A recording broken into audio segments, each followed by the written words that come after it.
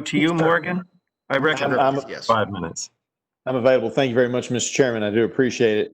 We've heard a lot of comment, and I thought when you're answering Chairman or Ranking Member Guthrie's questions, you made it clear that you all felt that the FDA guidelines were sufficient. Those guidelines issued in June of this year related to the COVID-19 vaccine. So let's go through that again just so we can eliminate any hypotheticals. Do your companies believe that the guidance issued by the FDA is sufficient to ensure a safe and effective vaccine? And if not, say why. We can start with you, Dr. Young. Thank you for the question. I'd just like to reaffirm what I mentioned in my comments previously. I think the FDA should be commended for publishing clear, transparent, evidence-based guidelines that set an appropriately high standard on both safety and effectiveness for a vaccine. I think in common with my colleagues here, I think the clinical trial protocol that we are putting together for our phase 3 study will follow those guidelines.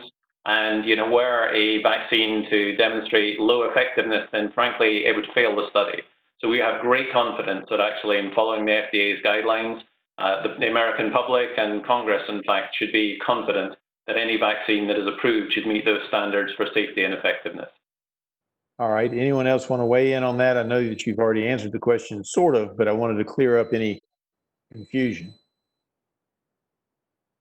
All right. Let me ask this question then.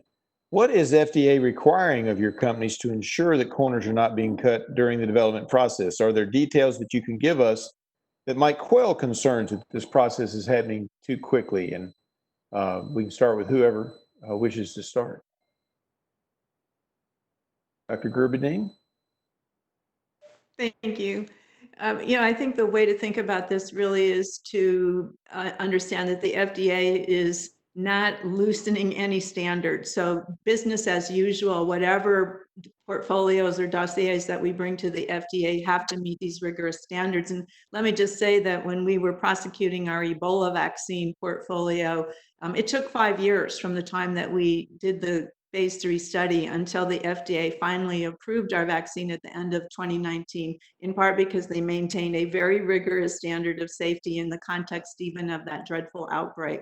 So we are familiar with the expectations, and we're fully prepared to be transparent about any safety signals and fully transparent about the efficacy that we observe. Dr. Pangelis?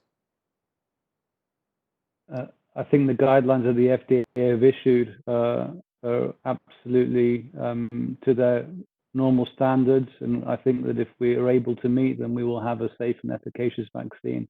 And there is nothing that gives me pause that they're lowering their standards in any way. I appreciate that. Any of the other witnesses want to answer that question? Ms. Makaya Duogi. Yes, we also agree that the standards are appropriate and perhaps even more stringent than some of the criteria that we have had for some of our other products. So we think that that will ensure that we are developing appropriate studies and with appropriate follow-up to really evaluate the safety and efficacy of this vaccine. Congressman, all I would add is I think we also agree that the standards put out by the FDA really are the gold standard, and we appreciate them being put out in advance, and we intend to measure ourselves against them. Thank you very much. Now, I did speak with Dr. Young earlier about this question, but I'm happy to hear from others as well. I'm just curious, have the companies learned anything in the process thus far of working on COVID vaccine that might help develop future flu vaccines and make that process both more efficient and more effective, and frankly, have a vaccine created more quickly when we know what's coming at us? Dr. Young, did you want to answer that first? Yeah, thank you for the question. I think, as I mentioned in my earlier comments, one of the things that we were able to do was to leverage some of the basic research that we've done with our partners BioNTech on mRNA technology, which potentially lends itself to having lower and more potent doses, but also being able to change out the coding of the mRNA in order to be able to develop in much more quickly than would normally be the case a vaccine with an antigen for a particular pathogen or infection. So we believe that technology platform potentially lends itself extremely well to having more effective flu vaccines in the future. And we hope to apply the learnings from our COVID program to that going forward.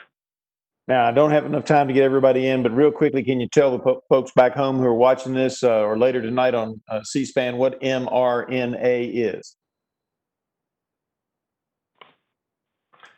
Messenger mRNA ribonucleic is acid. essentially the coding that our bodies normally use. It's essentially like a code that our cells use to naturally to produce proteins in our body, and we can use that same basic technology to produce an antigen that would enable the potentially enable the development of immune response to a pathogen such as COVID-19.